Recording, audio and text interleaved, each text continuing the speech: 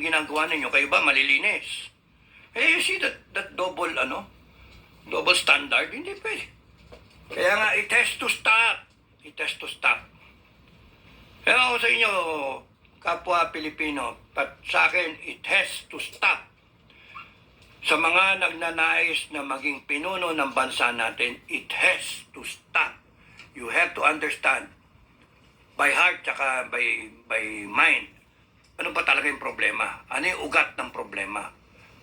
Hukayin niya ugat na yan, uproot it, patayin talaga yung puno na yan, yung pinagmumulan nung lahat nung kinakatasan ng kapwa Pilipino, ninanakaw, kinukuha yung nutrients.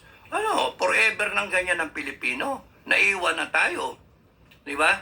It has to stop. And we all have the opportunity to stop it. All you have to do is think about it. Feel it by heart.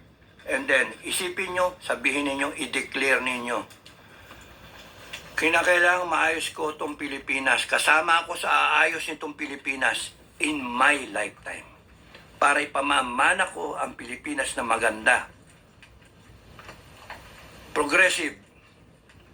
Maayos talaga. Walang kaproblema. Walang korupsyon. Zero. Zero corruption. At ang mga citizens niya ay may malasakit sa bayan. At yung mga leader, dedicated talaga. It can be done. It's just a matter of wanting it. And then having the political will to do it. Okay?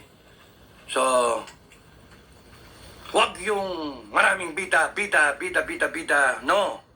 Isa lang tayo, focus tayo. Sino ang binoto ng taong bayan?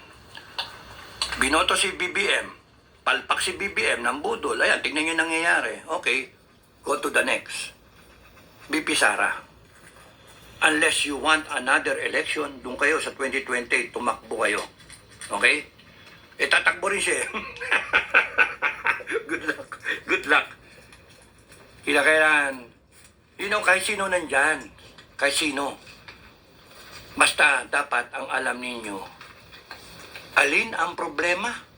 Ano yung ugat ng problema? Ano yung solusyon? Yun lang. And you will do fine.